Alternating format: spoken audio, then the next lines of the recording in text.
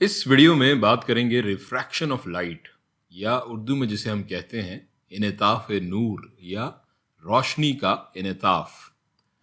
फर्ज करें हमारे पास ये एक शीशे का टुकड़ा या ग्लास स्लैब है जिसके दोनों साइड या दोनों अजला एक दूसरे के पैरेलल या मतवाजी हैं।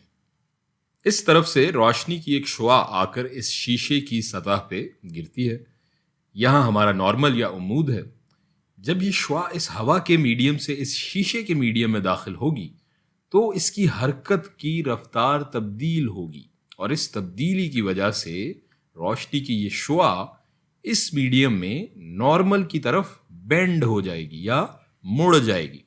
फर्ज करें कि यहाँ 10 दर्जे के जाविये पर ये मुड़ रही है और अब ये सीधी नहीं, जिस इस समत के डायरेक्शन में ये पहले आ रही थी उस समत में नहीं, बल्कि अब इस समत में इस मुड़ने के बाद 10 दर्जे मुड़ने के बाद जो अब इसकी समत है इस मीडियम में ये इस समत में आगे हरकत करेगी और इस अमल को हम कहते हैं रिफ्रैक्शन ऑफ लाइट या रोशनी का इनेताफ।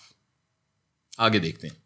जब ये शुआ यहां शीशे की स्लैब से बाहर निकलेगी तो दोबारा मीडियम तब्दील होगा और ये शुआ एक बार फिर मुड़ जाएगी या बेंड हो जाएगी, लेकिन इस बार ये नॉर्मल की तरफ नहीं बल्कि 10 दर्जे नॉर्मल से परे, उससे अवे, दूर उससे मुड़ जाएगी।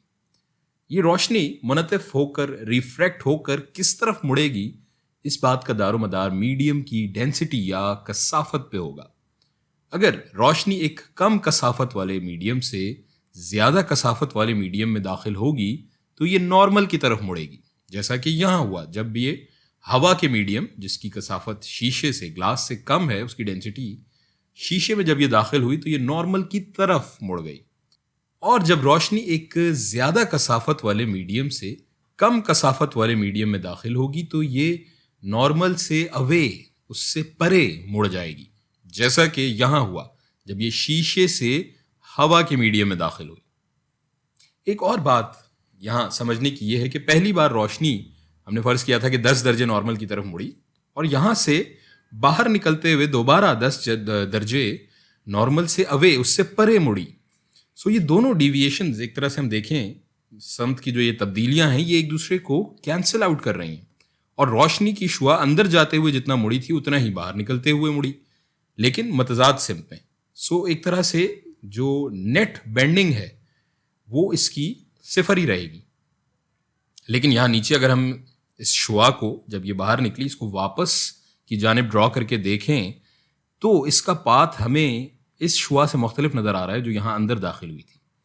इसका मतलब यह है कि रोशनी की नेट बेंडिंग या मजमूई मुड़ाव तो सिफर है, लेकिन इसके समत में एक लेटरल शिफ्ट हो रही है, यानी ये मुड़ तो नहीं रही, बेंडिंग तो नहीं हो रही, अलबत्ता ये रिफ्रैक्ट होकर, मुनतफ होकर ये अपने बगल में शिफ्ट हो गई है या ये मुंतकिल हो गई है।